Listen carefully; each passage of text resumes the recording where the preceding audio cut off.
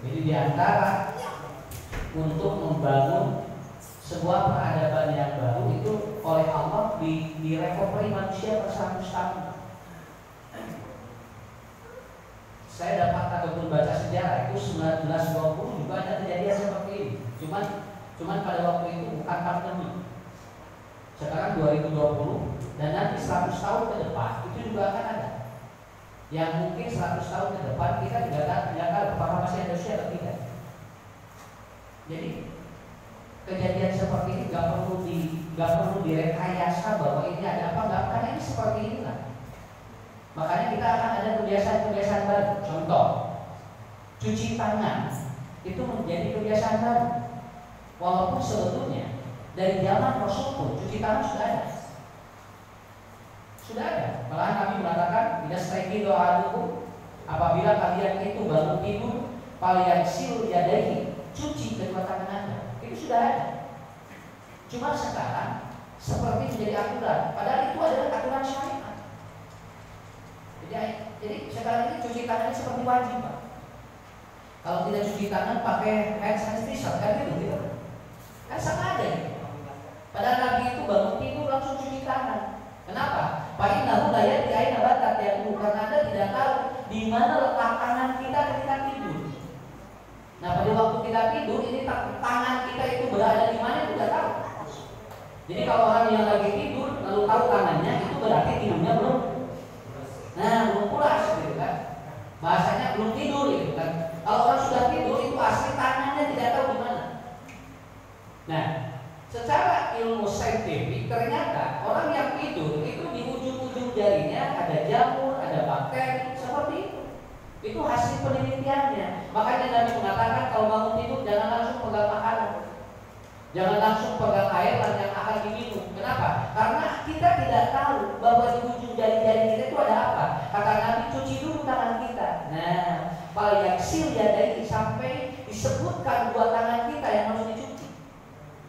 Nah, kebiasaan ini adalah kebiasaan yang sebetulnya baru, padahal hadisnya terus ada. Hadisnya udah ada. Ya.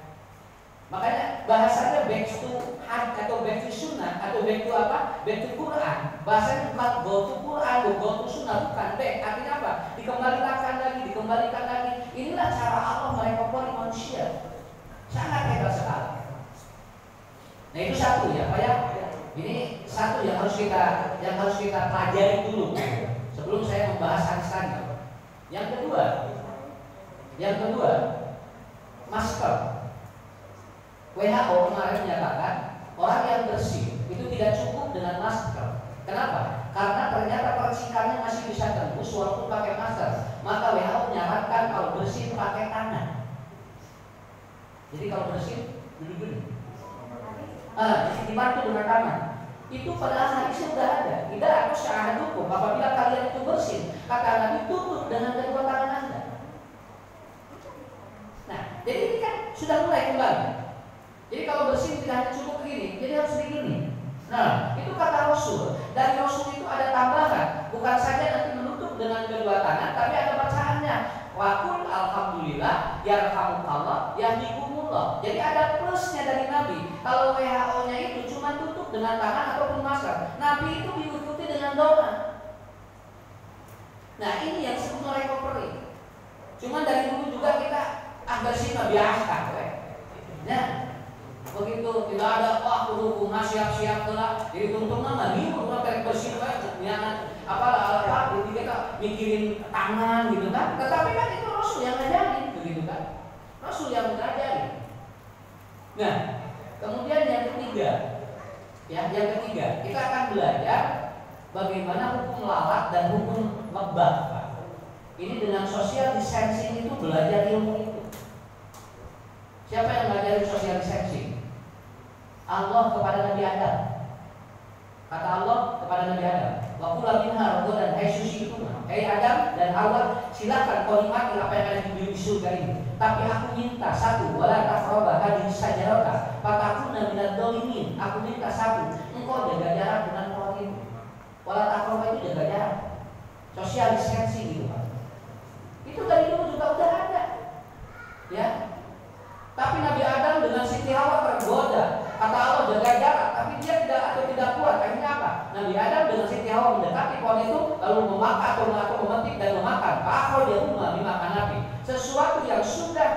sosial distancingkan dengan Allah, kalau dilanggar apa? Akhrajahu min makanan. Itu resiko. Bahasa zina yang tidak boleh atau yang tidak boleh itu bukan langsung haram, wala taqrab. Artinya apa? Social distancing. Kalau Anda berhadapan dengan perempuan dan laki-laki yang bukan mahram, social distancing. Kenapa? Ketika Anda mendekati dan melakukan, itu akan ada virus. Apa virusnya? HIV. Betul kan? Ada virus malas atau metasili. Itu virus bagi siapa? Orang yang homoseks, orang yang lesbi. Kenapa? Karena dia melanggar social distancing yang dilarang oleh Allah. Itu resikonya begitu. Banyak. Jadi kalau kita takut corona, sampai saat ini itu virus untuk HIV dan virus untuk orang yang lesbi homoseks itu belum ada vaksinnya. Begitu. Kenapa belum ada? Karena Allah tidak akan turunkan. Karena itu apa? Social distancing Allah dilanggar. Ya begitu.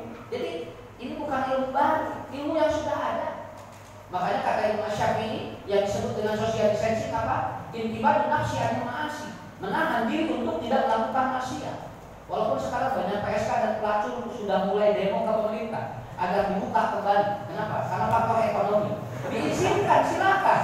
Diizinkan Pak. Dengan syarat apa? 3. 1. Jaga jarak. Ya. Yang kedua, cuci tangan. Yang ketiga, pakai masker. Kata PSK, kata pelacur, semua jadi senang. Dia beragam lagi. Ya, kenapa? Karena silakan. Anda mau melanggar gampang, begitu aja Pak. Saya enteng. Ya, enteng seperti itu. Jadi cuci tangan, kemudian pakai masker, social distancing, bukan ajaran yang baru. Cuman caranya untuk menerapkan ini tidak ada cara lain kecuali oleh Allah diberikan dulu yang disebut dengan ma asaba min musibatin illa biidznillah. Kasihanlah eta ku Allah. Kasih yang ini. Mulai terkuat ini pikiran. Jeder, cuci tangan seperti wajib. Kemudian apa? Bersin kita langsung berdoa. Kemudian apa? Jaga jarak juga kita langsung melakukan hal itu. Artinya apa? Hebat Allah mengundang sistem dari syariat itu bukan dari kita yang cari, tetapi dari musibah yang Allah turunkan kepada kita semuanya. Nah, jadi ini kuncinya. Ibu lihat ya Pak ya. Jadi Ustaz, bagaimana kita mensikapi ini? Kesimpulannya adalah apa? Kesimpulannya adalah tergantung pikiran kita. Lihat Pak, Bu, lihat lalat. Lalat ini matanya itu tidak tertuju kepada yang baik-baik. Lalat itu matanya selalu tertuju kepada yang negatif. Tidak pernah lalat tertuju pada yang baik. Makanya ketika lalat berada pada yang kotor, maka dia akan mengeluarkan kotoran berupa bakteri.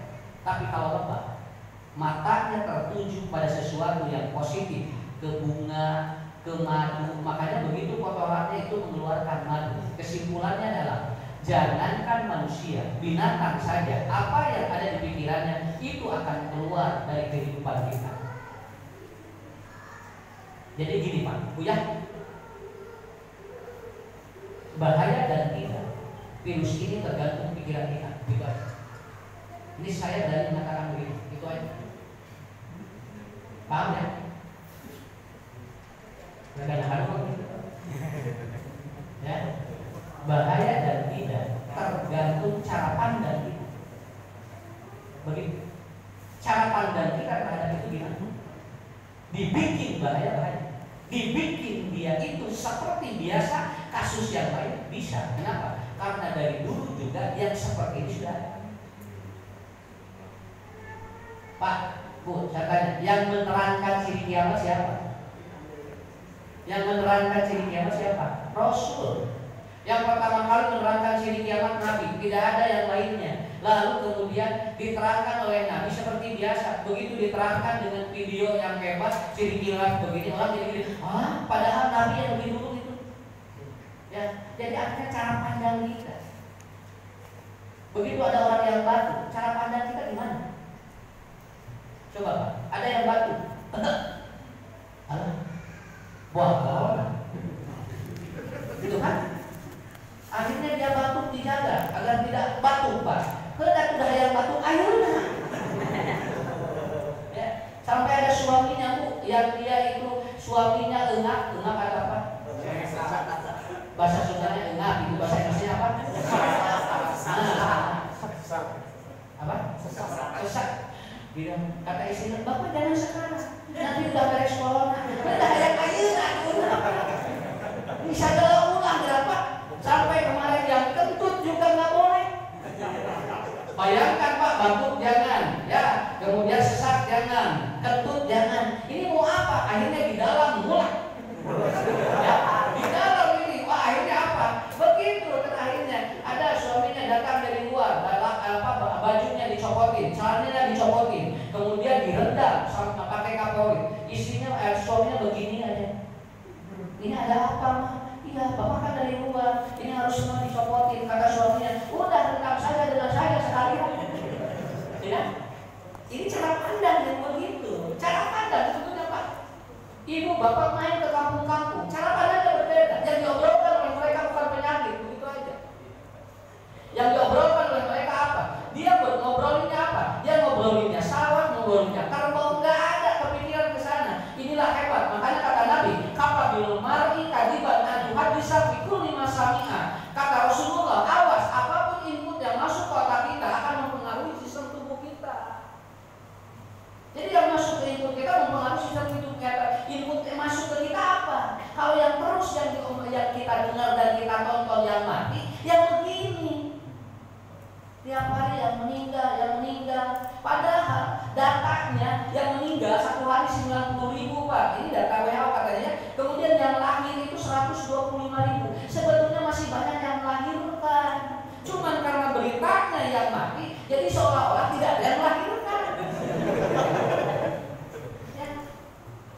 Jadi ibu itu begitu aja tiap hari. Jadi kalau saya simpulkan, yang positif hamil lebih banyak daripada yang positif corona. Ya iya. Cuman beritanya ini jadi luar biasa. Makanya kan Nabi simpel bahasanya. Apa bilmar'i kadiban anihat bisa pikul lima sami'a. Apa yang Anda dengar, apa yang input masuk ke dalam otak kita, itu akan mempengaruhi sebuah kedustaan dalam kehidupan kita. Jadi kita goyah bukan dari keadaan itu, tapi dari beritanya. Akhirnya dongeng apa ya? Coba Bu, dari Tasikmalaya sampai Pangandaran itu terjadi ledakan 200% ibu-ibu hamil gitu, di masa pandemi. 200% ibu-ibu hamil di masa pandemi. Ini luar biasa. Iya. Dan itu ternyata yang banyak hamil 40% istri-istri dari para ustadz dan mubalik. Ya iya, mubalik para ustadz kan ngajinya di lockdown, akhirnya apa? Udah dia di lockdown, akhirnya istrinya di download.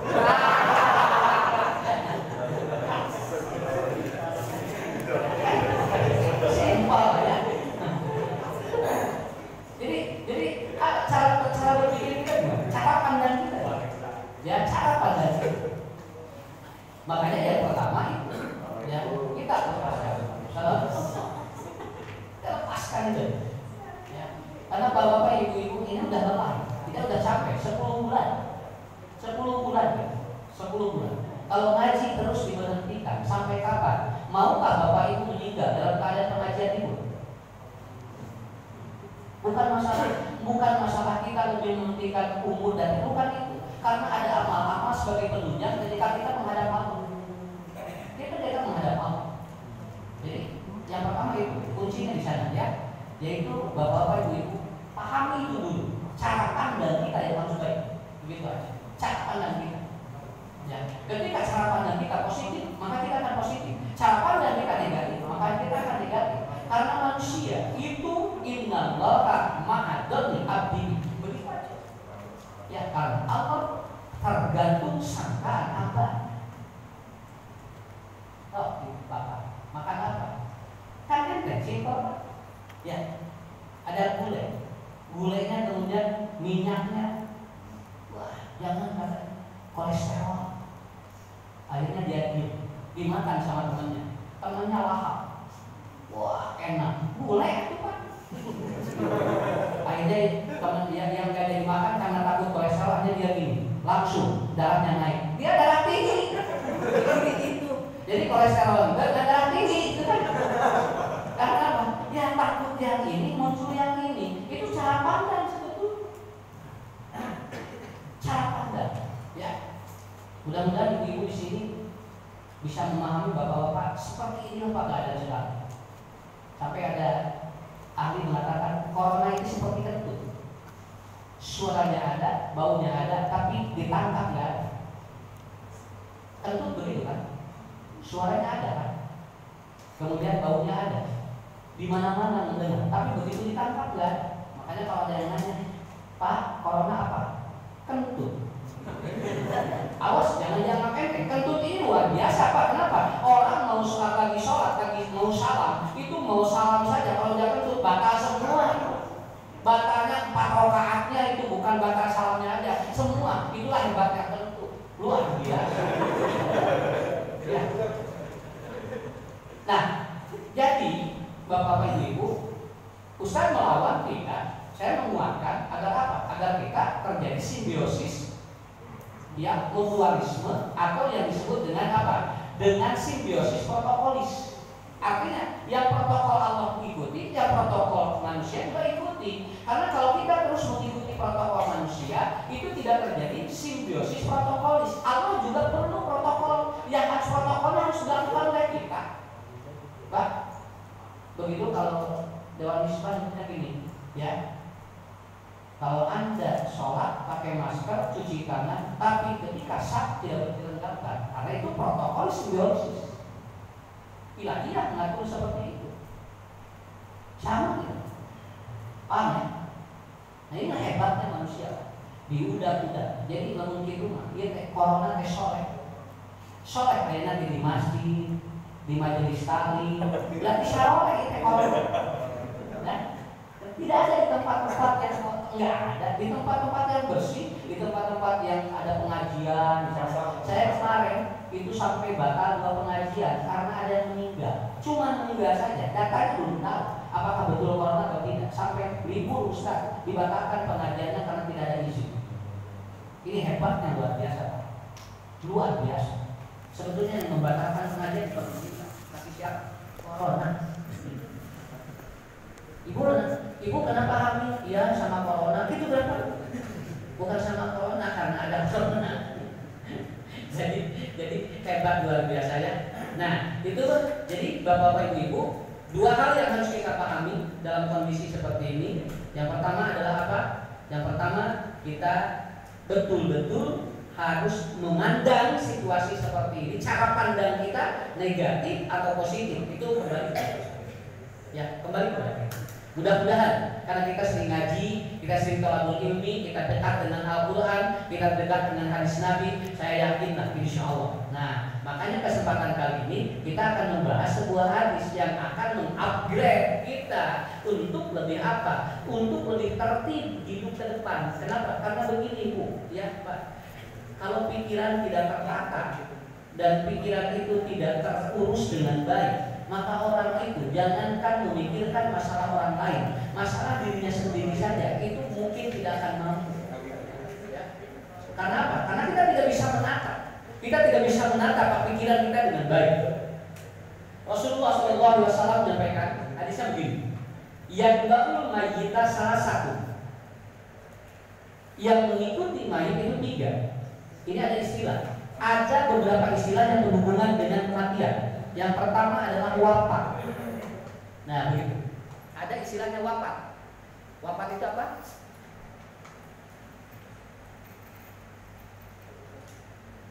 Yes. Wafat. Wafat ini artinya jatah usia. Habis sampai di sana.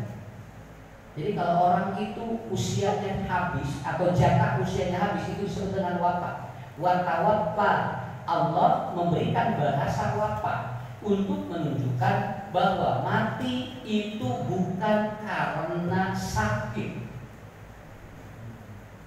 Orang yang bermasalah belum tentu mati, dan orang yang tidak punya masalah belum tentu dia panjang usia.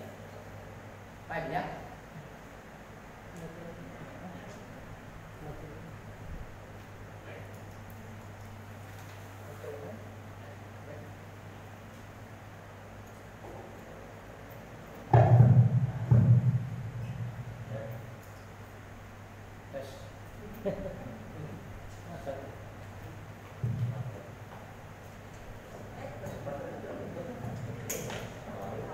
Satu.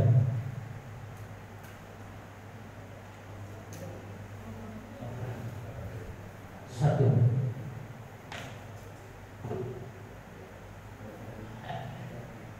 Lagi banyak. Banyak. Jadi manusia itu mati bukan karena dia punya penyakit. Manusia mati bukan karena dia banyak masalah. Manusia mati bukan karena dia itu pendidikannya rendah. Jadi kalau ada yang mengatakan mati karena masalah, salah. Karena ada orang yang banyak masalah tapi umurnya panjang. Malahan ada orang yang seperti tidak punya masalah tapi usianya pendek. Ada orang kaya usianya pendek, ada orang miskin usianya panjang. Kata orang, padahal yang miskin pendekin aja, yang kaya panjangin aja. Gak bisa begitu. Kenapa nggak bisa begitu? Ya, karena ada dua faktor manusia itu mati. Itu berdasarkan hadis Nabi dan berdasarkan ayat Quran. Jadi ada dua faktor.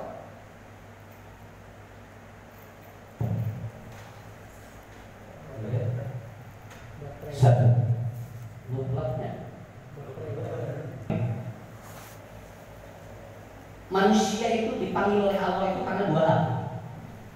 Saya tidak menyebut dalam ilmu yang lain. Mungkin dalam ilmu yang lain ada beberapa faktor, Pak. Secara anatomi seperti apa, secara diagnosa ini seperti apa. Tapi dalam dalam apa? Dalam hukum ilahiyah, manusia mati itu karena dua. Satu, idza jaa ajaluha, apabila jatah usianya habis. Jaa ajaluha itu jatah usia. Itu udah habis gitu kan.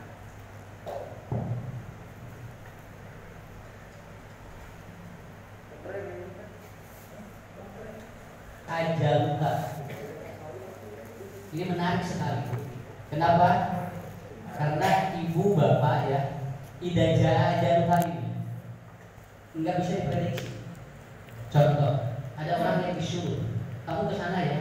Begitu disuruh oleh ibunya ke sana, jebret, dia ketabrak. Kemudian keluarganya ngomong, mama aku disuruh ke sana, jadi ketabrak. Ternyata idza ajaluha.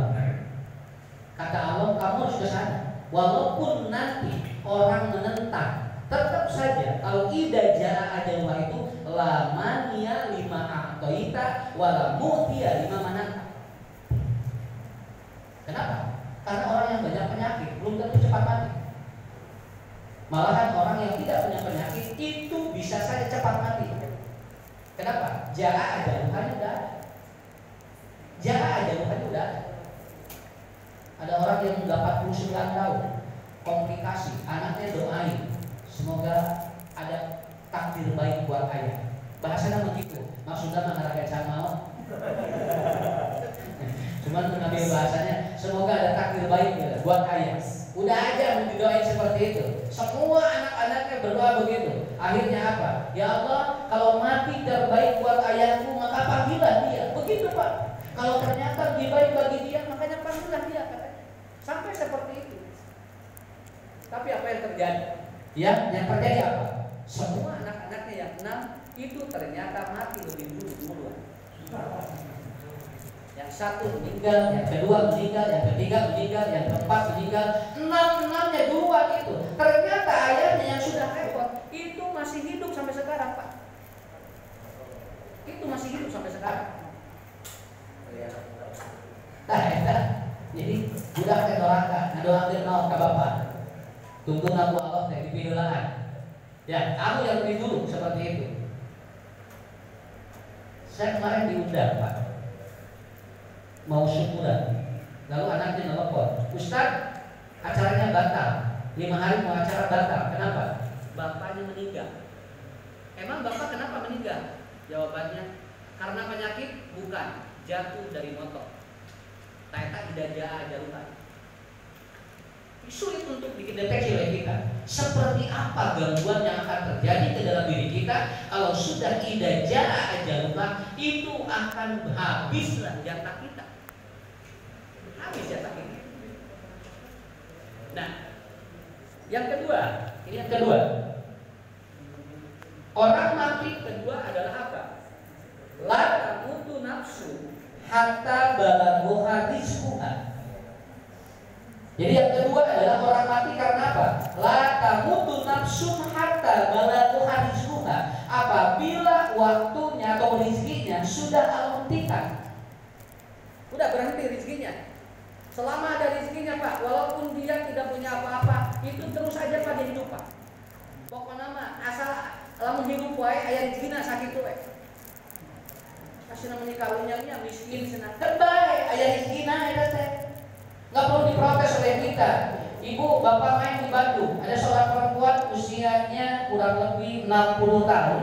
Dia itu sudah lumpuh, tetapi Pak luar biasa. Satu hari dia itu jalan pakai diginikan itu 20 kilo satu hari. Jalannya gini. Nah, bahasa Sunana nangson. Apa ya nangson bahasa Indonesia? Ya, ngesot gitu ya. Ngesot gitu. Dia berjalan begitu Pak. Bu, tiap hari 20 kilo gitu. Ada orang lempar pakai baskom gitu kan. Ada orang lempar uang pakai baskom, dia lempar lagi. Satu hari dia melakukan aktivitas seperti itu. Saya memperhatikan orang ini berarti selama ada rezekinya maka dia akan selalu hidup. Makanya ibu bapak jangan khawatir. Insya Allah apapun yang terjadi dalam kehidupan kita itu dipengaruhi oleh ada dua hal. Yang pertama adalah jatah usia, yang kedua adalah rezeki kita. Itu jatahnya. Makanya kalau bayi dalam kandungan mau lahir jangan takut Pak. Masih nabumah ibu dah sana ke kahar paling syaklam. Akhirnya apa? Si bayi itu Pak dalam kandungan itu dia itu sulit untuk keluar. Karena apa? Ada kemungkinan orang tuanya takut untuk bayi itu keluar. Gak apa-apa, biarkan aja. Ini hebatnya manusia diatur oleh Allah dengan sistem yang seperti ini. Jadi dua, satu jaa ajaluha, yang kedua la tamutu nafsun hatta balagha rizquha. Nah, ibu-ibu, bapak-bapak, lalu seperti apa landasannya ketika kita memahami keadaan yang seperti ini? Makanya kalau saya melihat ada anaknya yang sampai 12, 18, tapi hari rupet, ya, ada cek Allah kayak, hirup ada ayat rizkina gitu. Ada ayat rizkina. Dalam utos ayat rizkina mau Allah disana sakit dulu ya. Kalau sudah tidak ada, kalau Allah akan ambil dia, itu berarti rizkinya sudah disetop. Kayak bapak itu percanten kakinya. Ya, kita harus percaya dengan kajian seperti itu. Nah, yang bakul mayit salah satu, yang mengikuti mayit itu 3. Akhluku wa maluku wa amaluku. Yarji'u isnani wa yabqa minhu wahidun. Nah, ini bahasa retorika Nabi hebat. Jadi bahasa retorika Nabi hebat. Narasinya hebat sekali. Rasulullah menyampaikan dengan bahasa yang bakul mayita. Yang mengikuti mayit itu 3.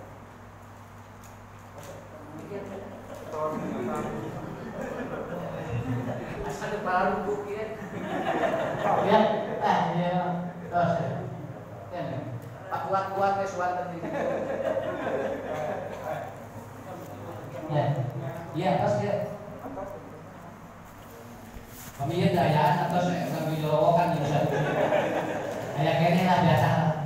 Tengah jam nih, ya. Ini Bu, ya Pak.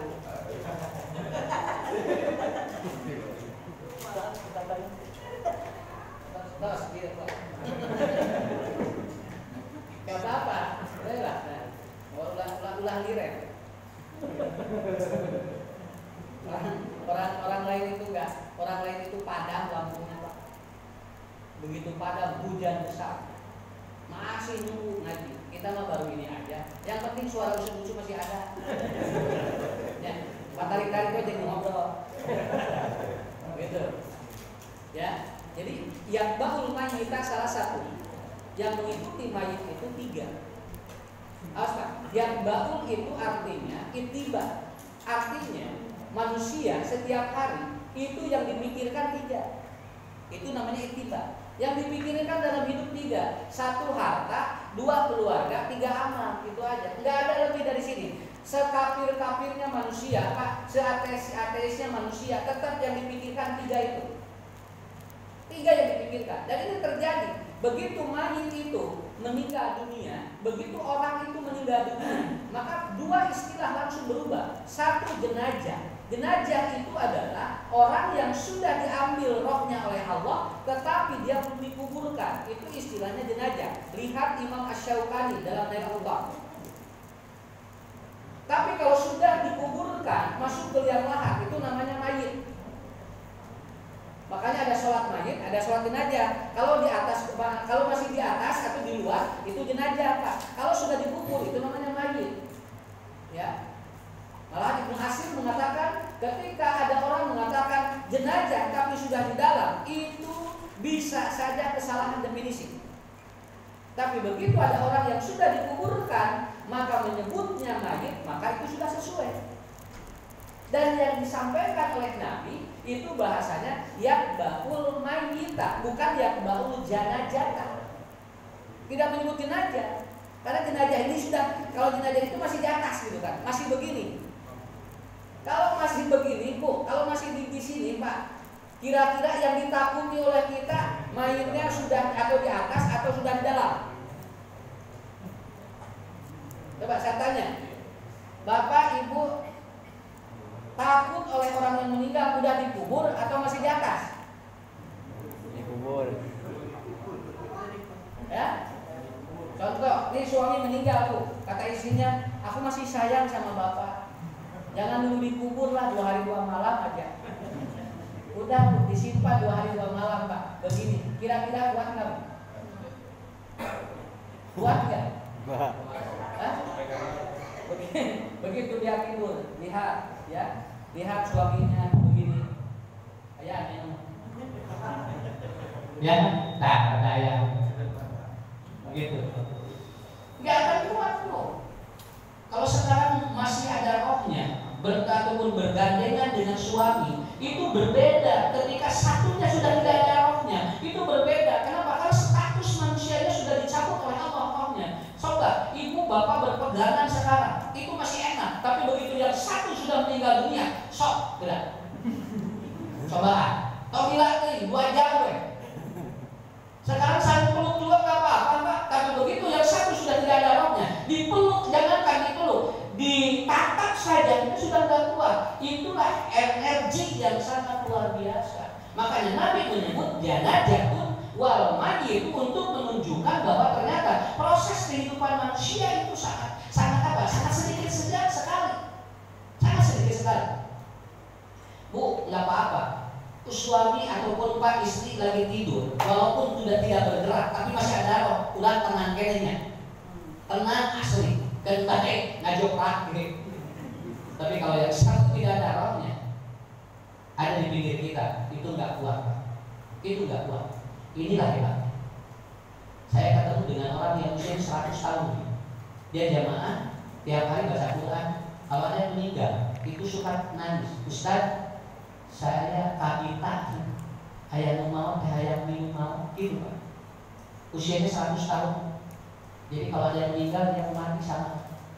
Kenapa? Karena sudah tidak ada teman. Jadi ternyata usia terlalu panjang, capek hidupnya, capek. Jadi kalau ada yang meninggal itu mau katanya. Jadi kalau ada yang pakai keranda, itu dia menaik. Jika senang naik, senang numpang pakai itu berapa? Enggak, jangan. Kamu ke rumah masih menanggung nanti tuh, Pak. Jadi lihat keranda itu seperti dia mau naik itu, sangat penting. Jadi artinya begitu ditanya, kenapa Mak mau meninggal, katanya mau mati. Ustaz, udah gak ada teman, ngobrol sudah tidak nyambung, dengan ini sudah tidak ada nyambung, mana ingin ketemu dengan teman-teman yang sebaya, begitu mau. Ini asli kan orang Sumedang. Jadi kalau tripnya capek, ya. Kurang 80 tahun ada makanya, ya Allah panjangkan umur saya. Sama tahun dulu, kan 100 tahun kita bikin kaki itu ngulem, ya. Akhirnya apa? Jadi Bu, kalau ada pasaran itu, ya ingin naik Pak. Kalau sekarang kan rada disimpan di belakang, ya. Kenapa? Karena kita takut untuk menjangankan menaikinya. Lihat keranda saja takut, dan itu yang ditakuti bukan oleh jemaah saja. Jin ustaznya sama saya. Ustaz biasa apa sih tinggal di keranda memangnya? Ada orang yang ketemu. Dan akhirnya apa? Kemudian dia mendengar, ya Allah katanya, aku ingin bertemu dengan teman-teman saya yang sudah mendahului. Anaknya 8 sudah meninggal semuanya. Anaknya 8 sudah meninggal semuanya. Jadi manusia terlalu tua, capek. Ya, manusia terlalu tua, capek. Maka Bapak Ibu, kalau kita sudah tua, merasa tua lah, jangan tua ya, merasa tua. Sok eureunang atuh rek nyangon deui naon atuh. Capek. Ya. Kenapa? Karena yang dipikirkan oleh manusia itu 3. Yang baru kita salah satu. 1. Akhluku, 2. Maluku, 3. Amaluku. Payah jimu isnani. Yang 2 kembali tidak berarti tidak mengikuti jenazah masuk ke liang lahat menjadi mayat. Itu maksudnya. Jadi yang 2 ya, yang 2 itu artinya ahluku, 2 maluku itu ternyata begitu dia itu ada di jenazah itu tidak ikut ke mayit. Jadi dia tidak ikut ke mayit, dia pulang. Kayak gitu tuh. Innalillahi wa inna ilaihi. Nah, jadi innalillahi wa inna ilaihi raji'un itu ada 2 makna. Yang pertama, harta dan keluarga pulang kembali ke tempatnya, sedangkan untuk dirinya ilaihi raji'unnya yang mana? Nah, mulai Pak proses manusia dimasukkan Bu ke liang lahat. Jebret, jebret, jebret. Di Indonesia Pak, liang lahat ataupun kuburan itu dalam. Kalau di luar itu kuburan itu enggak dalam-dalam itu. Bukan kunaon di Indonesia mah syaharian sampai 2 meter ke dalam. Sebetulnya segini juga udah cukup. Kalau mau melihat daripada apa? Teorinya, begitu kan? Karena di Indonesia itu ada istilah juri, jadi WFA. Ya, siang juri kurang mah. Pak, masukkan jadi ya, ditutup. Pas ya, sedikit ada akidah. Kemarin saya mengumpulkan orang yang dia itu Pak, airnya di dalam kuburan itu sampai lutut itu. Sampai lutut. Ustaz itu saina sudah membulia lagi, buatin kita loba dosa. Jol katinya apa itu? Apa urusannya? Lihat atau apa urusannya lahat dengan air yang kemudian apa airnya banyak, lalu si mayit ini apa urusannya? Asinana ini mah loba dosa sunan. Kenapa? Itu air Pak, itu ada 1 meter itu. Begitu digali lagi 1 meter lagi, 3 kali pindah. Akhirnya yang terakhir, udah kuburkan, begitu aja. Kenapa? Ustaz tong karunya ada mayit. Ya kita mau kasihan gimana? Orang yang sudah mati tidak akan berpikiran ini ada air atau tidak Pak. Makanya kalau ada sesuatu yang aneh ketika menguburkan, tong dihubungkan dengan dosa jelema. Nah, itu teh ngaganggukan akidah itu teh. Ada orang meninggal banyak dosa, kemudian diarah atau diangkut dia berat itu sampai 8 orang ngangkut semuanya jatuh. Ini Allah ongkohin loba dosana disiksa nu ngangkut. Kita nyambung ya teh artinya. Sampai ada katanya orang ini banyak dosa kemudian digali kuburannya. Ketika digali kuburannya apa? Itu berat itu Pak tanahnya keras sampai habis 8 pacul itu. 8 cangkul habis. Orang yang menggalinya ngagalorer dia.